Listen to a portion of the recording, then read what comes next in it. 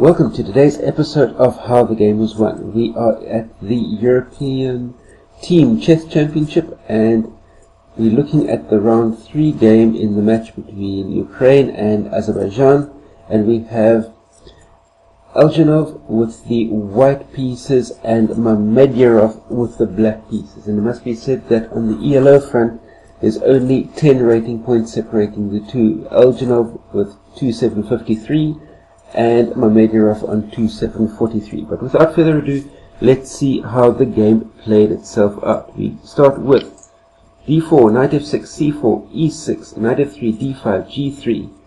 And after Eljanov's victory in the Catalan against Nakamura in the candidates of 2015, one thing is for sure, nobody can underestimate Pavel's preparation within the Catalan defense. D takes c4, bishop g2, a6, castles, knight c6, e3, rook b8, knight f d2, queen d7, knight takes on c4, b5, knight c to d2, bishop e7. And so far the players have been following the Mamedyarov game up until this point, but now Pavel decides to go his own way, digging into, no doubt, some of that opening preparation that he did before the 2015 candidates tournament. Continuing, knight b3, castles, knight c3, rook d8, queen e2, a5, and rook d1. It must be said here that, for instance, not knight takes on b5, because then it allows a4, knight d2, bishop a6, and that just simply loses a piece with the super strong pin running all the way down that a6 f1 diagonal. I mean, how many pieces can you have pinned all in a row?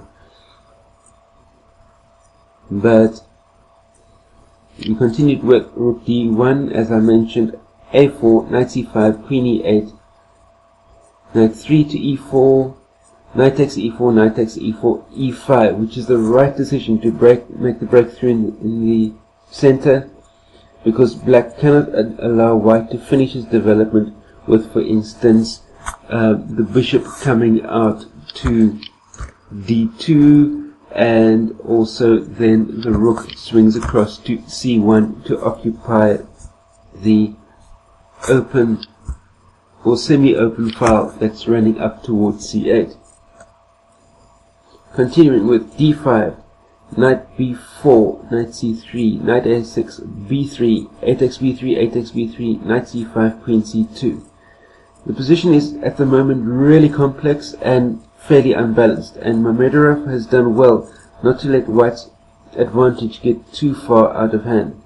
Yet if you look closely, thanks to that d5 pawn, white has a much more pleasant position, because just looking at that quickly, that d5 pawn, for instance, if white gets to support it with e4, once he's managed to deal with that pesky knight that's sitting on c5, then he's really got a really pleasant situation of the pawn wedge right up the center of the board, as well as opening up spaces for that marauding dark square bishop to be able to apply pressure.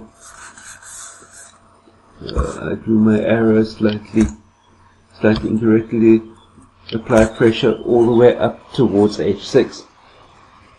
The game continued with bishop g4, rook d2, bishop h5, bishop b2, bishop g6, e4, bishop d6, rook d to d1, rook a8, b4, knight a6. Knight a4 was surely needed at this point in the game, because after this, black should not be seriously worse. But after knight a6, knight a2, f6, h4, queen d7, here again, for instance, instead of queen d7, knight takes on b4, knight takes b4, bishop b4, rook takes on a8, rook takes on a8, queen takes on c7, queen d8, would have been round about equal, but after queen d7, things just get worse and worse and worse for black, with bishop a3, rook a7, rook a to b1, rook d to a8, bishop c1, knight b8, knight c3, knight a6, knight a2, knight b8, knight c3, knight a6, queen e2. And here Pavel strikes the right plan of getting the b5 pawn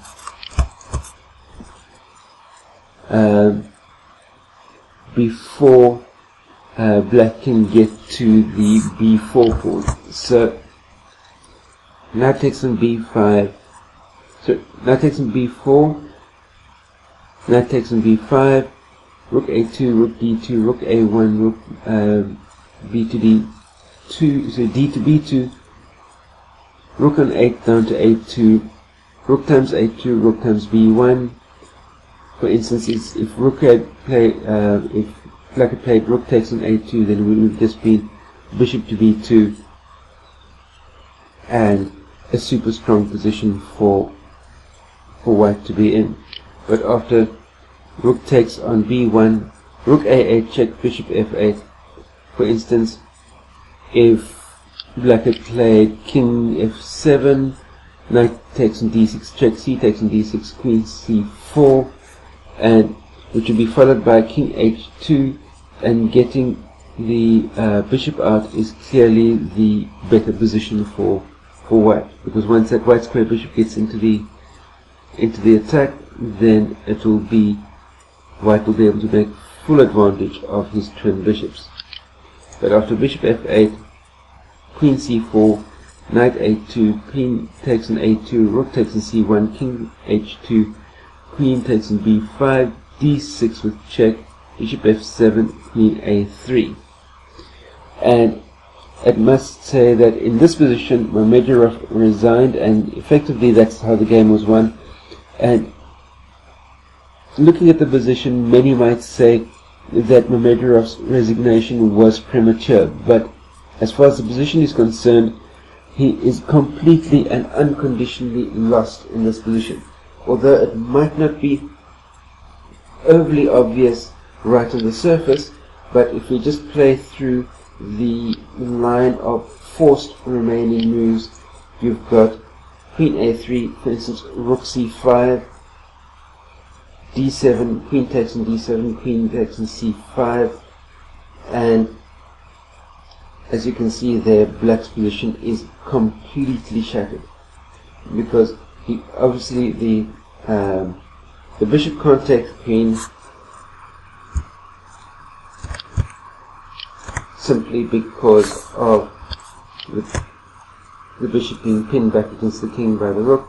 So which means that in all likelihood the next move that's going to be coming along will be queen takes with checkmate. And heading back instead after queen a3, if black had played something like queen c5, queen takes on c5, rook takes on c5, d7, and there's absolutely nothing that black can do to prevent the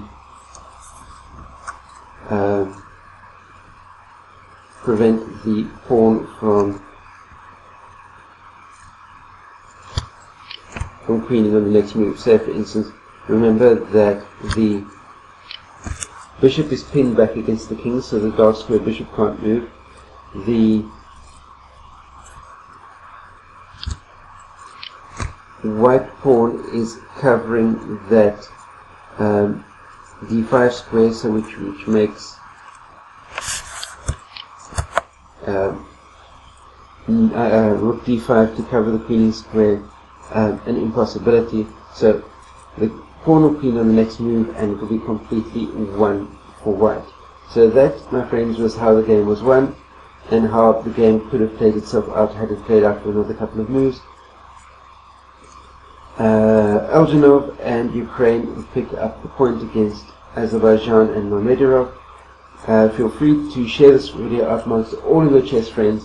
Remember, click the thumbs up button if you like this type of content, and very importantly, down below the screen on the left hand side you'll see a red subscribe button. Hit that subscribe button, that way you stay subscribed to my channel for all the new content that comes out to you on a day-to-day, week-to-week basis. Stay safe out there and stay carved up for the win. I'll see you next time. Cheers.